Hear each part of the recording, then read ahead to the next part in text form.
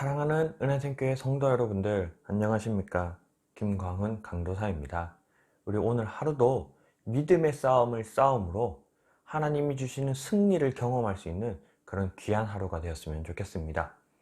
오늘 아침에 함께 살펴보고 싶은 하나님의 말씀은 우리 사사기 20장 17절부터 23절까지의 말씀입니다. 오늘 본문은 이스라엘 백성들 간의 전쟁을 기록하고 있는 내용입니다. 이 전쟁이 일어나게 된 이유는 한 레위인이 자신의 첩을 데리고 이 베냐민 지파의 한 지역에서 유숙하다가 그곳에서 잠깐 머물다가 그곳에서 자기의 첩이 이 베냐민 지파 사람들에 의해 능욕을 당하고 결국 죽음에 이르게 되는 한 사건을 겪게 됩니다. 그래서 그 레위인이 죽은 자신의 첩을 12토막을 내어 이 이스라엘 각 지파에 보내게 되고 그 시체를 받은 이스라엘 지파들이 모두 모여서 이 베냐민 지파를 벌하기 위해 전쟁을 준비하고 있습니다. 근데 이 전쟁의 규모가 상당한데요. 이스라엘 지파들이 이 출애굽 가나안 땅에 그 광야에 들어갈 처음 그 전쟁에 참여할 인원이 남자만 60만 명이었는데 지금 이 전쟁을 준비하는 이 이스라엘 백성의 숫자가 오늘 이제 이 17절에 보면 베냐민 자손 외에 이스라엘 사람으로서 칼을 빼는 자의 수는 무려 40만 명이라고 합니다. 그러니까 엄청난 숫자의 지금 전쟁을 준비하고 있는 거예요. 근데 그에 반해서 이 베냐민 지파들은요, 모두 2만 6천 명이고 그 외에 이 왼손잡이 특수부대 이 700명에서 총 26,700명이 베냐민 지파가 이 전쟁을 준비합니다. 26,700명과 40만 명의 전쟁이 지금 시작되고 있다는 거죠. 그래서 이 이스라엘 백성들 11지파가 하나님께 묻습니다. 누가 먼저 저 베냐민 지파를 치러 갈까요? 그래서 오늘 이 18절에 보면 하나님께 여쭈어 이르되 우리 중 누가 먼저 올라가서 베냐민 자손과 싸우리까 하니 여호와께서 말씀하시되 유다가 먼저 갈지니라 하시니라. 하나님께 누가 먼저 가서 전쟁할까요? 하니까 하나님께서 유다가 먼저 가라 라고 말씀하십니다. 근데 이 장면이 이 사사기의 제일 첫 장면과 오버랩, 그러니까 겹쳐지는 부분들이 있습니다. 사사기 1장 1절 말씀을 한번 보면요. 사사기 1장 1절은 이제 이스라엘 지파가 처음으로 가나안 땅을 차지하기 위해 전쟁을 준비하고 있습니다. 사사기 1장 1절에 여호수아가 죽은 후에 이스라엘 자손이 여호와께 여쭈어 이르되 우리 가운데 누가 먼저 올라가서 가나안 족속과 싸우리까? 여호와께서 이르시되 유다가 올라갈지니라. 보라 내가 이 땅을 그의 손에 넘겨주었노라 하시니라. 똑같은 장면입니다. 그죠? 이스라엘 백성들이 하나님께 누가 먼저 가서 싸울까요? 하나님이 유다가 먼저 가서 싸워라 라고 말하고 있는데 차이가 뭔가요? 사사기 1장 1절은 하나님이 약속하신 그 가나안 땅에 들어가서 그 땅을 정복하기 위한 싸움이고요. 오늘 20장 이 마지막 전쟁은요. 이스라엘 백성들 간의 싸움입니다. 이것을 보면 우리가 한 가지 좀 정말 진지하게 생각을 해보아야 될 내용을 다루고 있는 것 같아요. 사사기 처음은 하나님께서 약속하신 그 땅을 차지하기 위해 이스라엘 백성들이 전쟁을 하지만 이 사사기의 제일 마지막 장면은 이스라엘 그 자손들끼리의 전쟁으로 끝이 나고 있습니다.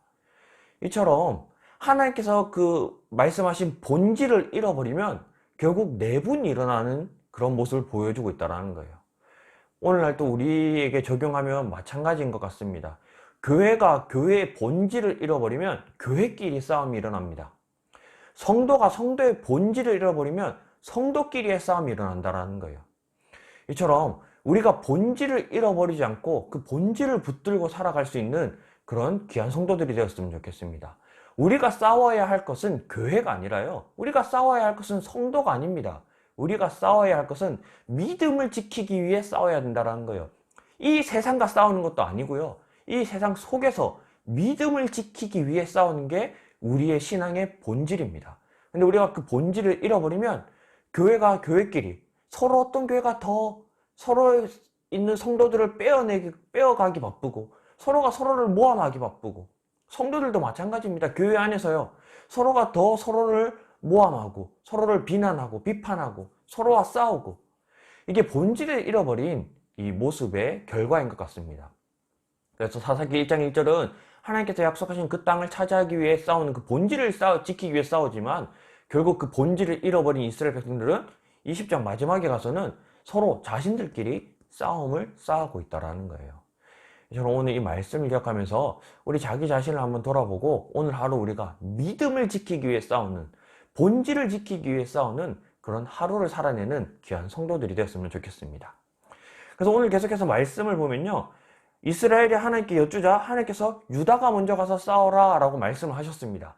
그런데 그 결과가 참 웃긴데요, 21절에 보면 베냐민 자손이 기브아에서 나와서 당일에 이스라엘 사람 22,000명을 땅에 엎드려뜨렸다 라고 말하고 있습니다.